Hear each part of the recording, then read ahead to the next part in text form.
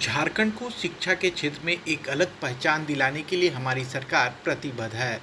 इस दिशा में कई महत्वपूर्ण कदम उठाए गए हैं और इसके मिल रहे सकारात्मक परिणाम शिक्षा व्यवस्था को और उत्कृष्ट बनाने के लिए हमें प्रेरित कर रही है। हमारी कोशिश शिक्षा को नई ऊंचाइयों पर ले जाना है। मुख्यमंत्री श्री हेमंत सोरेन मंगलवार को झारखंड मंत्रालय में आयोजित नियुक्ति पत्र वितरण सह मेगा सम्मान समारोह को संबोधित कर रहे थे। इस अवसर पर उन्होंने मुख्यमंत्री स्वच्छ विद्यालय पुरस्कार योजना और झारखंड ई शिक्षा महोत्सव 2025 का शुभारंभ किया। मुख्यमंत्री ने कहा कि झारखंड विकास के क्षेत्र में तेजी से आगे बढ़े हैं। इसमें राज्य के हर व्यक्ति को अपनी जिम्मेदारी निभानी होगी। आप चाहे किसी भी क्षेत्र से जुड़े हो, अपने अपने क्षेत्र में अहम योगदान कर राज्य को आगे ले जाने में अपनी भूमिका निभा सकते हैं और सामूहिक प्रयासों से ही झारखंड एक अग्रणी और मजबूत राज्य बनेगा। मुख्यमंत्री ने कहा कि शिक्षा व्यवस्था को मजबूती देने के लिए सरकार लगातार कार्य कर रही है। इस दिशा में पहले से ही कई योजनाएं चल रही है और आने वाले दिनों में कई और कदम उठाए जाएंगे। हमारी कोशिश शिक्षा व्यवस्था को समग्र रूप से उत्कृष्ट बनाना है ताकि विद्यालयों को संसाधन युक्त बनाने के साथ वहां पढ़ने वाले विद्यार्थियों को बेहतर और आधुनिक शिक्षा मिल सके। मुख्यमंत्री ने इस अवसर पर नेतरहाट आवासीय विद्यालय को एजुकेशन करने की घोषणा की। अब इस विद्यालय में लड़कियों का भी नामांकन होगा। उन्होंने कहा कि नेतरहाट आवासीय विद्यालय की तर्ज पर 3 और विद्यालय खोले जाएंगे। मुख्यमंत्री ने अपने संबोधन में कहा कि नेतरहाट आवासीय विद्यालय अब CBSE से संबंध है और यहां विद्यार्थी अंग्रेजी माध्यम से पढ़ाई कर रहे हैं। इसके पीछे सरकार की यही कोशिश है कि सरकारी विद्यालय में पढ़ रहे बच्चे किसी भी मामले में निजी विद्यालयों के छात्रों से पीछे नहीं रहे। मुख्यमंत्री ने कहा कि आज जमाना कंपटीशन का है, लेकिन इसमें किसी न किसी कमी अथवा समस्या की वजह से सरकारी विद्यालय पीछे रह जाते हैं। लेकिन हमारी सरकार अब सरकारी विद्यालय को बेहतर करने का कार्य कर रही है। इस कड़ी में मुख्यमंत्री उत्कृष्ट विद्यालय खोले गए हैं। यहाँ बच्चों को निजी विद्यालयों की तरह शिक्षा दी जा रही है। आज मुख्यमंत्री उत्कृष्ट विद्यालय में नामांकन के लिए होड़ मची है।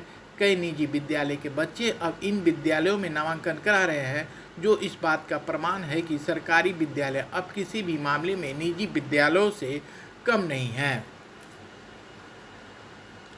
हायर एजुकेशन की जो खर्चे हैं कितने महंगे हो चुके हैं वो आप सब लोगों को मालूम। हम लोगों ने और हमारे राज्य में जो यहाँ के लोगों का जो आर्थिक स्थिति है वो किसी से छुपी नहीं है। तो आज हमने उन बच्चों के लिए गुरुजी क्रेडिट कार्ड भी प्रारंभ किया है, जहां 15 लाख 4% के इंटरेस्ट पर बिना किसी कोलेटरल पर आप गुरुजी क्रेडिट कार्ड लीजिए। बैंक आपको आर्थिक सहायता देने के लिए बाध्य है और वो भी पैसे आपको लौटाने तब है जब आपकी पढ़ाई पूरी होगी, आपको नौकरी लगेगा, तब आप धीरे धीरे उनको पैसा लौटाओगे। तो कई ऐसी चीजें हैं। आज हम लोगों ने पहली बार छात्रवृत्ति भी अपने स्कूलों में बढ़ाया है। कितना हम लोगों ने काफी उसमें इजाफा भी किया है। तो कई चीजें हैं, अभी हमें और भी करने की आवश्यकता है।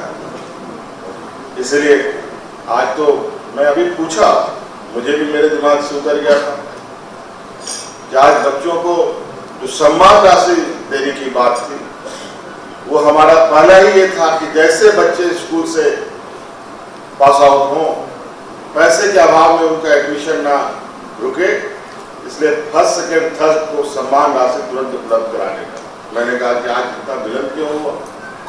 मुझे अचानक मेरे दिमाग से उतर गया कि हमारे आदरणीय शिबू सोरेन जी का तबियत खराब, उनका निधन होना, उन्हीं में हम लोग सब व्यस्त रहे और इसी बीच हमारे शिक्षा मंत्री जी का भी हमारे बीच से चले जाना आज इस सम्मान राशि को देने में हमें थोड़ा विलम्ब हुई।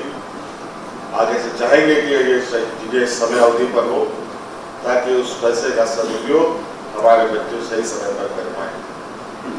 इसलिए बहुत ज़्यादा नहीं कहते हुए, आज सब आप लोगों के लिए बहुत खुशी का दिन है और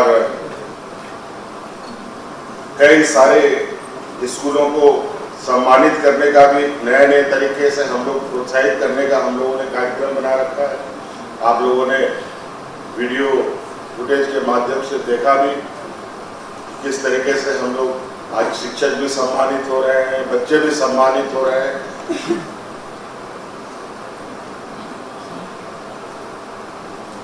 तो हम चाहेंगे कि जितने भी आप सभी लोग, कोई छात्र छात्रा के रूप में स्कूलों में है, कोई शिक्षकों के रूप में स्कूलों में है, अलग अलग तरीके से आप लोग शिक्षा के क्षेत्र से जुड़े हुए हैं और सरकार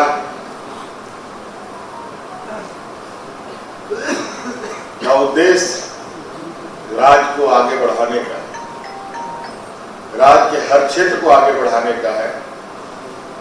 और इस राज्य को आगे बढ़ाने में सिर्फ मुख्यमंत्री ही जिम्मेवार नहीं है, सिर्फ मंत्री परिषद ही जिम्मेवार नहीं है, सिर्फ पदाधिकारी ही जिम्मेवार नहीं है, सिर्फ शिक्षक ही जिम्मेवार नहीं है, सिर्फ छात्र ही जिम्मेवार नहीं है, बल्कि पूरे राज्य के लोग जिम्मेवार होते हैं।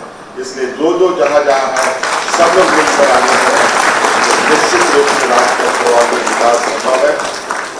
और मुझे पूरा उम्मीद है कि शिक्षा के क्षेत्र में हम सब मिलकर इस अंधेरे से रोशनी की ओर तेज गति से आगे बढ़ेंगे। बहुत बहुत शुभकामनाएं, धन्यवाद। हमारे सम्मानित विशिष्ट अतिथिगणों के साथ और आप हमारे जो